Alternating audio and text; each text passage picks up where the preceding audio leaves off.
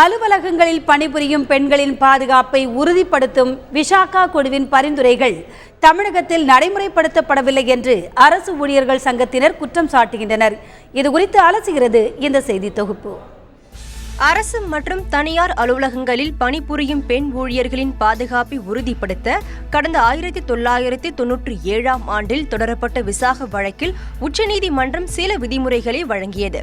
தமிழகத்தில் மட்டும் வேலைக்கு செல்லும் பெண்களில் 12.7% பேர் பாலியல் தொந்தரவுகளுக்கு ஆளாக்கப்படுவதாக புள்ளி விவரம் தெரிவிக்கின்றது.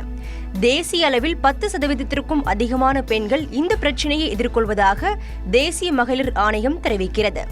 அரசு மற்றும் தனியார் அலுவலகங்கள் விசாக குழுவின் பரிந்துரைகள் செயல்படுத்தப்படாததே இதற்கு காரணம் என்ற குற்றச்சாட்டு எழுகிறது. எந்த மத்திய அரசு அலுவலகத்திலும் அல்லது மாநில அரசு அலுவலகத்திலும் தனியார் துறைகளிலும் விசாகா கமிட்டி அமைப்பு என்பதே இல்லை என்பது மட்டுமல்ல, விசாகா கமிட்டியின் பரிந்துரையின்படி 10 பேருக்கு மேல் இருக்கிற இடத்தில் பெண் சீண்டலுக்கு எதிராக ஒரு கமிட்டி அமைத்து அந்த கமிட்டியில் யார் யார் உறுப்பினர் என்பதை மிகப்பெரிய விளம்பர பலகை வைத்து அதை மக்களுக்கும் அங்கே இருக்க ஊழியர்களுக்கும் தெரியப்படுத்த வேண்டும் என்றும் அந்த சட்டத்தில் இருக்கிறது. அதையும் பெரும்பாலான மத்திய மாநில அரசு அலுவலகங்களில் அமுல்படுத்தவே இல்லை. வேலைக்கு செல்லும் பெண்களின் பாதுகாப்பை உறுதிப்படுத்த தமிழக அரசு உடனடியாக விசாக குழுவின் பரிந்துரைகளை அமல்படுத்த வேண்டும் என்ற கோரிக்கைகள் எழுகின்றன. உடனடியாக தமிழக அரசு விசாகா குழுவை அமைக்க சொல்லுவதோடு அதை அமைக்காத அதிகாரிகள் மீது நடவடிக்கையும் எடுக்க வேண்டும்.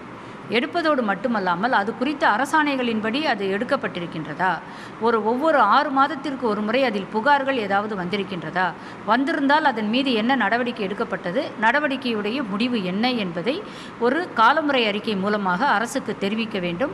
அதை சம்பந்தப்பட்ட அந்த சங்கங்களுக்கும் தெரிவிக்க வேண்டும் என்கின்ற ஒரு கோரிக்கையை நாங்கள் வைத்திருக்கின்றோம்.